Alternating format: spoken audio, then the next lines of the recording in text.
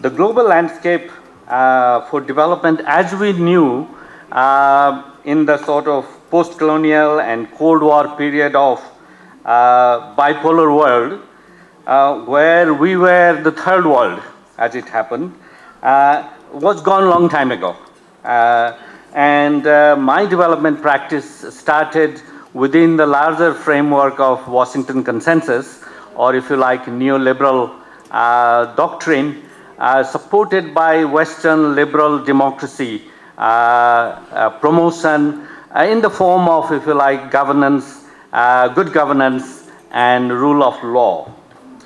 But as we stand now here, all the 5 pillars that I used to consider guided our development framework broadly across the globe are in all kinds of dysfunctionality, deficit, discontinuity, if you like, disruptions, or at least dilemma, if you want to be positive about it. And these pillars, if you look at those pillars, then the first pillar of that was obviously the neoliberal economic model and doctrine, and that in itself, and what that meant really was, is already, you can see in that the people, the countries, the powers that actually promoted neoliberal economics themselves, whether through tariff war or through all means or through protectionism, are actually have decided that that model is not working anymore. And we haven't quite sort of, there is a decoupling. There are lots of D words in as I was trying to think about it. So decoupling, de-dollarization, even deglobalization. It's so rampant. I don't know where we will land with that at the moment, but that's in the air.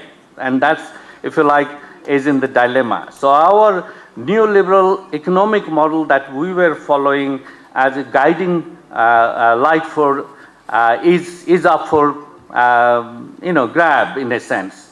I don't think we have actually found an alternative model, but that's in the play. The second pillar was democracy, Western liberal democracy.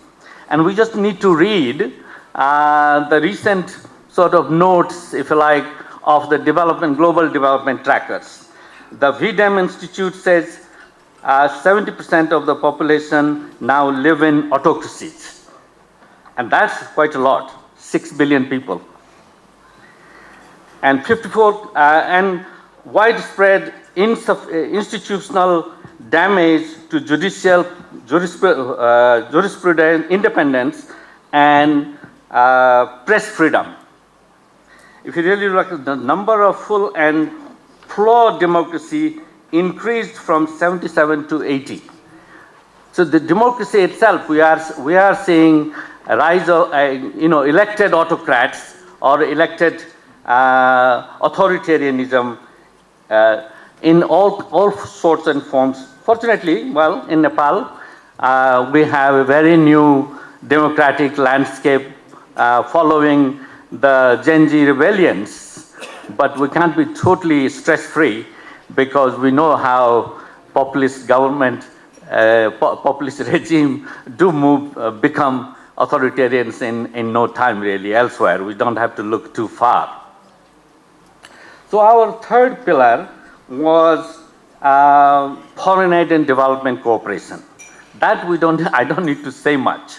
But foreign aid and development cooperation has not only quantitatively decreased, but actually the principles of it are no longer in the same wavelength that we were. They are being much more inward looking. I think it's they are being moved to defense or at least trying to make themselves better again, if you like. So I think there is the architecture and structure and the philosophy of foreign aid and development cooperation is in doldrum, to say the least. Our fourth pillar of development guidance was multilateralism. And multilateralism was never a level playing field. but at least it created and kept development order in much of. We could actually expect something from them. But I think that multilateral development cooperation, both institutionally, resource-wise, are not only deprioritized, but actually they themselves are fractured and all kinds of sort of complications there. So the multilateralism is not really working. The final, and that relates much to me and us in here room, was the, if you like, the international solidarity. I think it was a currency. And I keep saying my first passport had a stamp saying you can go to all countries except Israel, and which was considered occupier then, and South Africa, which was apartheid. That was the strong solidarity that the government had given. And we can see that solidarity and civic action of people across the world. And that includes international NGOs. And that is in crisis at the moment. Whether we look at the, we can see the loss and lack of solidarity in this city, in this country, whether it is for people in Gaza or forcefully evicted Sukumbasis, or for those who are camping in at Maitigar for justice, or the Mitrbeajis who are marching. I think there is a solidarity is at deficit for sure, but we have lost that. It is through those solidarity, it is through the global solidarity, many of the gains we had, whether that was about landmines ban treaty, whether that was arms trade control, whether that was framework for convenient tobacco, if you like, control, debt relief for HIPIC country. I can go on a long list of things that was delivered to us by global governance through and by the pressures, by the mobilization of that global solidarity. We were thinking about a common future, doesn't matter where we were. But that solidarity at the moment now is in actually lost.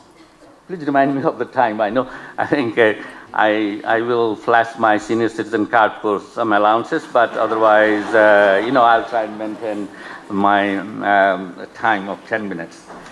Now, I think there is a lot of conversation in academia as well as in practice. What's happening to the development then? Is the development dead? But I would like to say that the development is mutating. I don't think we have quite landed. I think there are signs that there is no one kind of development that we were given by international financing institutions or development foreign aid. I think the development that's coming to us are much more pluralistic and maybe in multiversal in the sense of, if you like, computer language, digital sense. So I think it is, and this gives us an opportunity to particularly to the civil society. When I say we, I'm actually associating myself with the civil society, civic organization, and larger citizenship than any. And as I said, I spoke here. Oh, I've got plenty of time. 3 minutes only. So I think it is important for us to say that this is the time for us to regroup. I think we all are under immense pressure from the left, right, and center, and top and bottom as well. But that is to reconfigure ourselves, transform ourselves, and we have a duty. It is not simply responding to the pressure that we have, but as a civil society, we have a responsibility to deliver to the people we have promised. We have the promises we make in our mission statement, in our values, and so on. So I believe that we have an opportunity to regroup, reconfigure, but definitely transform. It is not going to be a smaller modification of our organizations or our programs. Now, since I have time, I will veer into, as most Generation B That's my generation. The generation B people do to give unsolicited advice. And among the many things that I would actually, I could think very quickly, I would say that one of the things we have to, certainly we need to transform as a civil society, whether it's international NGO or national NGO or our global solidarity framework or movements or networks. I think the first thing I suggest is that we need to reclaim our constituency or regain their, if you like, trust, reorganize, understand our constituency. I think so much of professionalization has taken us away from the real constituency in the sort of political sense, if you like. I think, as I said, the solidarity deficit is so big that we have to really make solidarity currency again. I think we need to be able to brave enough to stand for each other, and that I mean globally. I think much of the solidarity loss is from local to global and all level for various regions. I think solidarity is what keeps the moral values to the outcome of development. It is the one that solidarity is what takes the issue from one political or election cycles to another. Yeah, I think it's the public solidarity and civic action that actually keeps the agenda alive and even creates an epistemic communities for learning, for generating evidence and so on. So let's regain this solidarity as a currency. And I think I would like to think we should bring class into the conversation. Last year I was doing a survey of national NGO and international NGO, and class had disappeared from. I'm very glad that the finance minister has brought class very much in the center in the budget speech, even though that is for middle class only. But let's bring the working class in that mix into our conversation and work in the intersections of class, identities, sexuality, gender, and many other intersectional things. But the class was actually, particularly the working class, was actually lost. And I think we got lost in the international NGO, and all of us got lost in these binaries between global and local in the process of localization. I think the biggest problem humanity faces now are all global, whether that's a cyber security, whether that's the AI governance, whether that's a war, whether that's the climate. The biggest problem that we face are all global, outside the power of any one country. And therefore, we need to have local to global and global to local perspectives and actions, and not live in these binaries, because humanity faces much bigger. And that's linked with solidarity. And to be honest, as you can see, there is enough data. I mean, hopefully we will discuss later. I think when it becomes tougher, and especially when it is difficult, I think the civic space and the freedom for civil society gets constrained. And I think we do need to. I feel that especially especially when we are facing populist regime, especially in the current environment of democratic deficit, I think we need to build our resistance power just as much. And as we say here, let's do all of that: nigrani, khabardari, pahredari, but of course sajedari as well.